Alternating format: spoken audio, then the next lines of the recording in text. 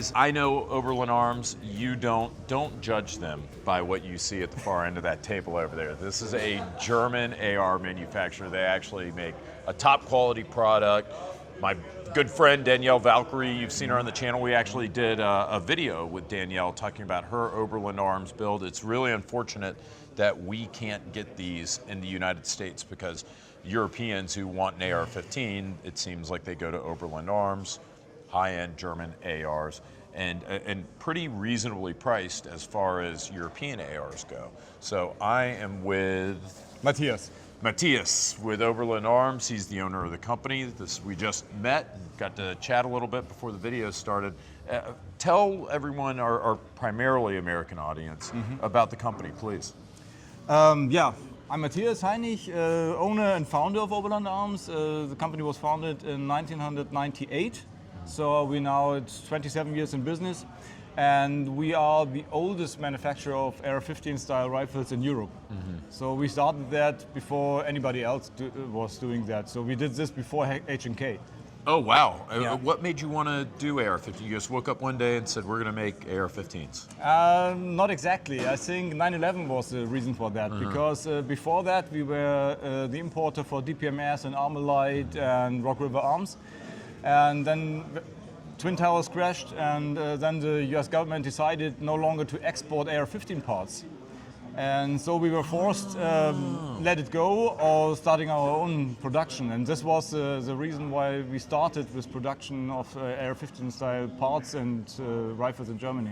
That's funny. So that's a more pragmatic thing than I expected you to say, oh, it's 9/11 because hell yeah, brother, you know, we stand with, I wanted to make sure that every German citizen had a AR-15, so that shit wouldn't happen here. But it's funny, you couldn't get the parts, and so you had to improvise, and you ended up founding your own company.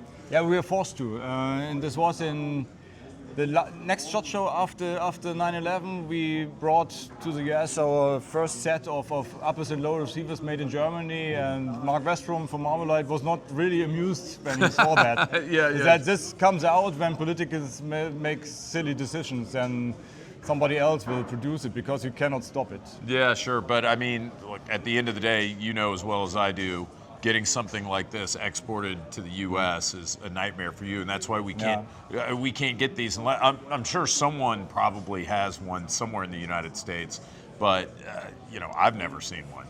I think in the US there are 2 or 3 rifles from us, not more. Yeah. But so there's no competition, you know, for Not the really. guys over there. But that's unfortunate because it's really a shame. I've gotten to shoot these rifles before. I'm familiar. Everyone talks about it. All my buddies who are YouTubers over here talk about this is the go-to.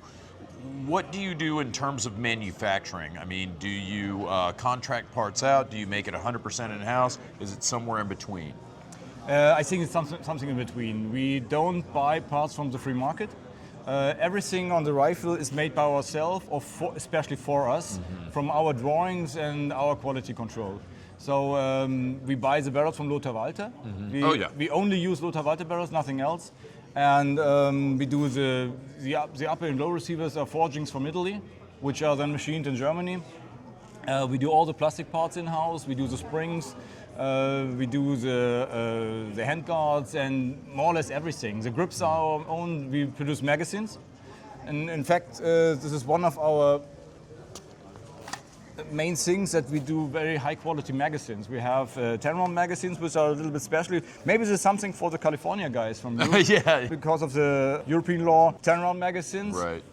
And we have a long 10-round magazine. It's the same like,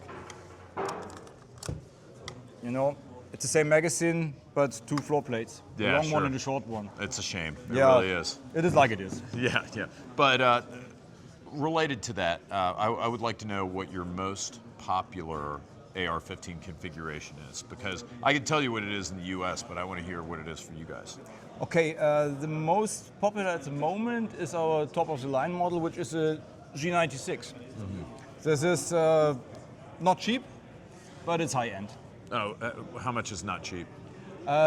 This rifle without scope and without silence is 3,850 euros. Okay, yeah, that is not cheap. But then again, we hear that in the US, we're like, oh my God. But you have to understand that in the U.S. we can get very basic ARs for $400, $450, which I know even a basic AR here is €1,000 plus. I think you will do hard to find a AR for 1,000 euros. We have two production lines, which is Black Label, which is our standard, which is shy below 2,000 euros. And we have the premium, which is 2,500, and then we have the custom shop models. And the G96 is a custom shop model. Right. Another thing that I'd like to point out is in the US, I think a lot of my American viewers would be surprised to hear you say, oh, one of your high-end models is one of your best sellers, because in the US it works the other way. But then again, we can buy as many as we want. Yeah, exactly. So we could buy, if we want 10 cheap ARs and 10 different configurations, it's no problem. But I know a lot of the countries in Europe, you have only so many rifles you can own, of only so many classes. So people will splurge and get the nicest one because they can only own, like, say, one AR-15. Is that right? That's completely right. It's in Germany you're limited for, if you want to buy semi-automatic rifles, you're limited to 3 rifles, and you can buy 2 pistols, 3 semi-automatic rifles, and about 10 repeating rifles as a sport shooter. If you're doing a lot of competition, you can level up. But that's the standard. And here in Austria is, if you do your gun license, you can buy 2 category B rifles or pistols. So most of the people buy 1 Glock pistol and 1 semi-automatic rifle, and that's it. Right. And after 5 years, they can level up to 5. But of course, then they're by quality. Right, yeah, sure. Yeah. And why wouldn't you if you can only own a limited amount? Now, I know that you guys are also getting into 3D printing. You've got a new 3D printed suppressor that you want to talk about. Before we get to that, the best European rifle that is not an AR-15 is what? It's funny because I just had it with a friend of mine. For me, not a rifle, but it's a pistol actually. The most sexy non-Oberland arms thing is SP5K, the PDV. Oh, okay. Yeah. That's funny because, I like those a lot. Yeah. I'm always like, it takes a second. It's like PDW. That one, one of my favorites too. No, it just takes a PDV. Like, shit. Yeah. No, I love that one too. That's great answer. Okay. And if you take a long gun, it's maybe it's a shotgun, the 3001. Oh, 1301. And as I told you, you are guilty that I bought one for myself. Hey, look, guilty as charged. Like, I'll totally own that because I love that shotgun, and it got me, as we were talking before the camera started rolling, it got me into shotguns. So for someone of your stature and for someone who owns an established premium company like this to say you bought this because of me, I really appreciate that. Now, let's talk about the new 3D printed suppressor. We got to shoot that this morning. Yeah, what do we have? I think this is a ELB2.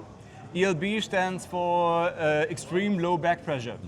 And as a company for semi-automatic rifles, we need a silencer which works with semi-automatic rifles. Right. And if you take a standard suppressor with baffles, you have back pressure. And this causes 2 problems. The first thing is that your bolt runs faster. And the second thing is that you have all the gas in your face. Yeah. And 2 things I don't like.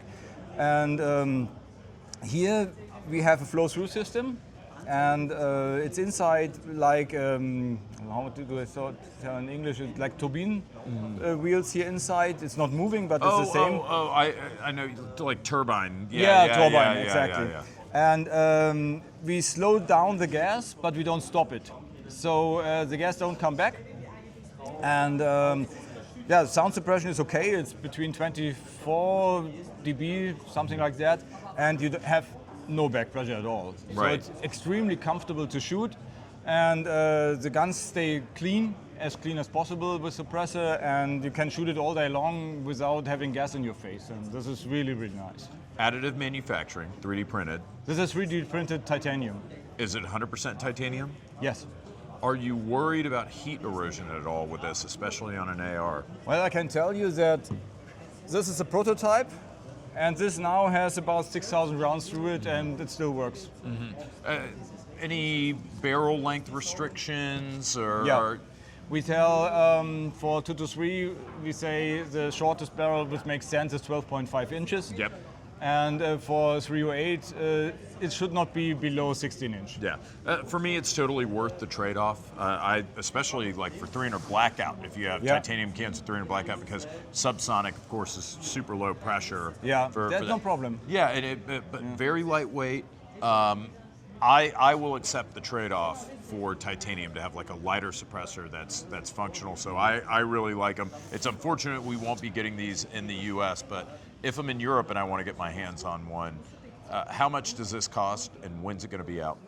This is already out, and it's 1,050 euros. And it comes together with a model device for it.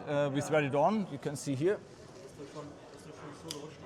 And the left turn thread on the model device, and the turbine is in the opposite direction. So if you shoot it, it's not going to untwist. It's like a jet effect, so it gets more tight. Right. So it will never get loose. And one thing I really wanted to have is don't want to have moving parts on it. Right. And so it's as simple as it can be. Yeah. No, that's wonderful. I mean, I like simple myself. And the whole part is below 300 grams. So you have no problems with shifting point of impact and things like that. It's very nice. Accuracy is even better with suppressor, and it's so comfortable. This is my personal gun, by the way. I shoot it all the time with suppressor. I never use it without. How many models are you running of your suppressor? Do you just have the one in like 223, or are you doing like a 30 cal? Are you doing different lengths, or do you just have one right now? At the moment, we only have one. The opening is 8.5 millimeters, so you can use on a 308 and on the 5.56. Mm-hmm. Okay, so a nice do-it-all can. Yeah. And for you guys, ironically, you can only own so many guns, but I mean, silencers are no problem for you, right? If you have a hunter license, you can buy as many as you like. Son of a bitch, you know? Yeah. If it is, you win some, you lose some. Well, all the time. Thank you so much for speaking with us. Finally, we met each other. Yeah. It's an honor again. All my friends that are in this space over here in Europe, they talk about how great your stuff is. So thank you for taking the time. You're very busy. There's a bunch of people who want to talk to you. So thank you for speaking with us, guys. Thank you for watching. Stay tuned. We're bringing you more from Action Days.